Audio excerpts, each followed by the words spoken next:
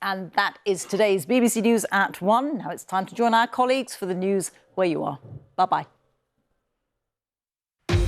Thanks, Rita. Welcome to Wales Today. I'm Caris Notley. The headlines this lunchtime. Wendy Falconer was scammed by someone posing as her bank. Now she's warning others not to trust the caller ID on their mobile phones. And a damning review of South Wales Fire and Rescue Service finds the organisation tolerated sexual harassment and domestic abuse outside work.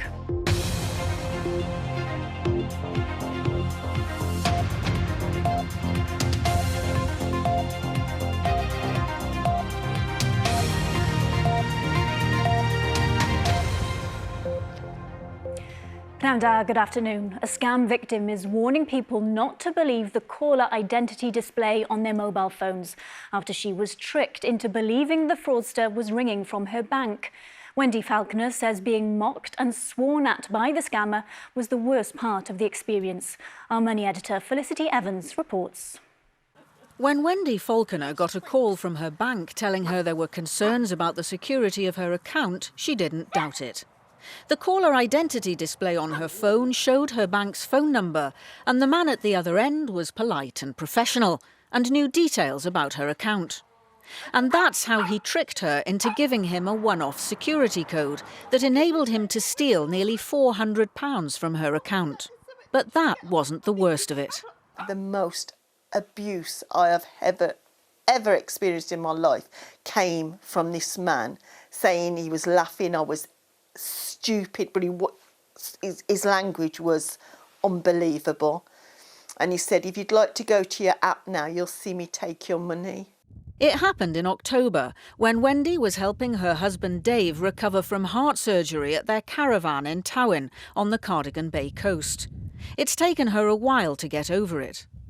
I didn't sleep at night because all I could hear was his voice laughing at me and this abuse. I felt violated by him. I can't explain how it made me feel.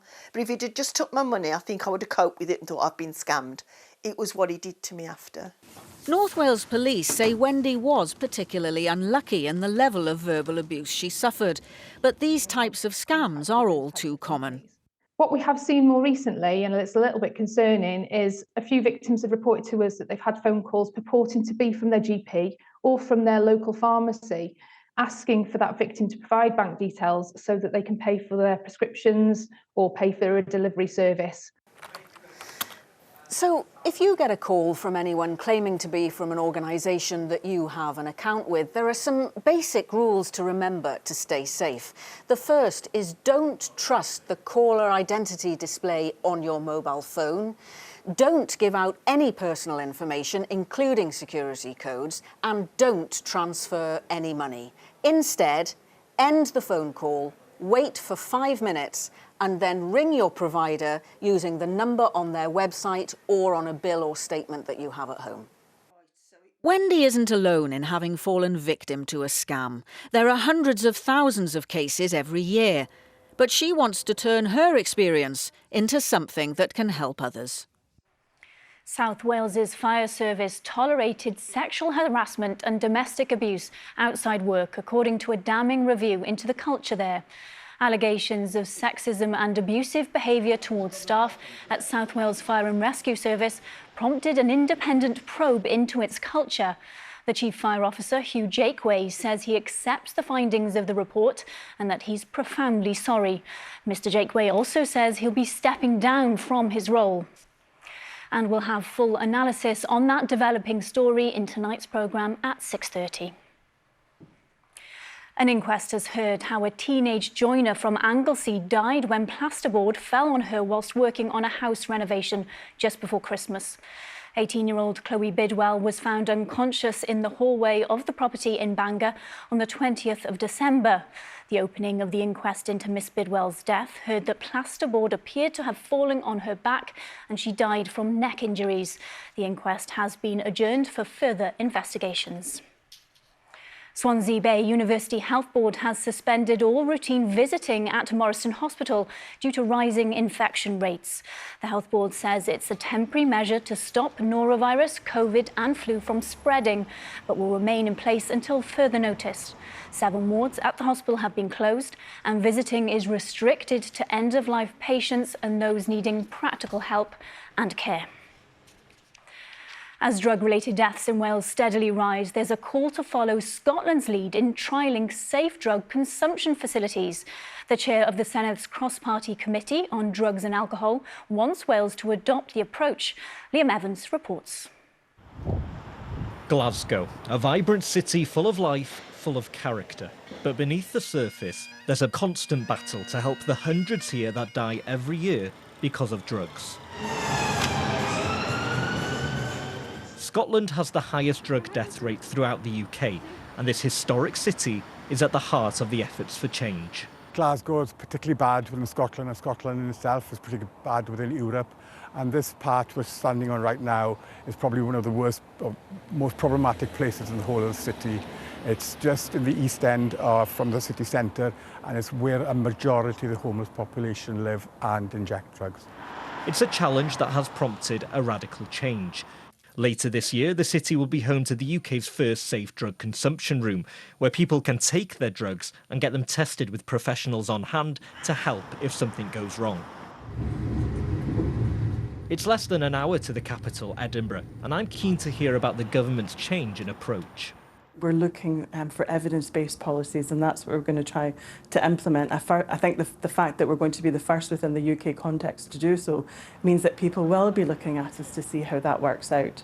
And you know, I'm happy to work shoulder to shoulder with any progressive minds across these islands that are seeking to deliver the same type of public health response. Since 1993, figures show the number of people who have died in Wales because of drug misuse has been rising steadily, and in 2022, more people died from the effects of cocaine than ever before. What it means is that they would have a safe space to be able to inject, so that they're not in sight of schools, they're not leaving paraphernalia and needles and things on the street and being a danger to the public. Plus, there'd be maybe somebody on hand to be able to administer naloxone if something went wrong.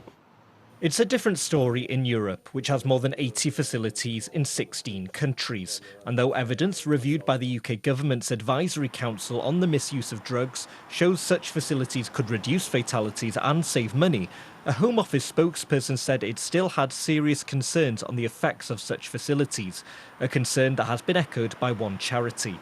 All eyes will now turn to Glasgow as it embarks on its new approach. We'll have a full weather forecast in just a moment, but first, a danger to life flood warning remains in place following Storm Henk. This was the scene at Kiln Park caravan site in Tenby this morning. Natural Resources Wales says the situation around the nearby River Rhytec is still severe. So let's take a look at that forecast now, and Sabrina's here. So how's it looking out there, Sabrina? Hi, Caris. Well, we do have some lengthier, drier spells in the forecast this weekend and through next week. But in the meantime, a bit more wet weather to come over the next couple of days. And that does mean we're not out of the woods just yet when it comes to flooding. So Storm Henk yesterday is now centred over Scandinavia. But we still have low pressure on the scene, and that's why we're seeing a fair few showers today. That's really going to be the theme then over the next few hours. It's a showery one, some of which are on the heavy side with a chance for some rumbles of thunder.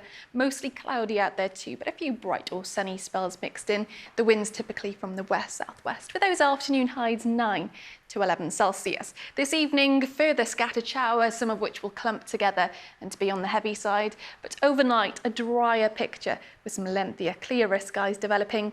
Those overnight lows then dipping away to around 4 to 7 Celsius. Now tomorrow, for most of us, does look to be a better day. Still a few showers around, but generally speaking, more in the way of sunshine. However, there is one thing that we need to keep an eye on. That's because there's a weather front down to the south of us. Some of that rain may well creep into parts of South Wales, the southeast in particular. If that happens, there could continue to be the risk of flooding. So that's one thing we just need to keep a little eye on. And then looking through the outlook, then on Friday, we do have a few showers around, more so for western areas. But then things settle down nicely through this weekend into the first part of next week. So higher pressure building in.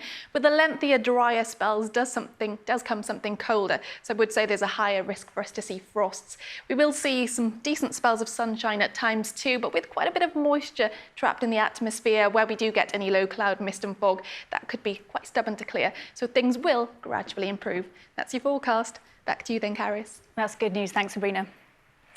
And that's Wales Today. Nick Savini will have all the latest at 6:30 this evening. Hope you can join us then. Until then, thanks for your company. Hwyl fawr. Bye-bye.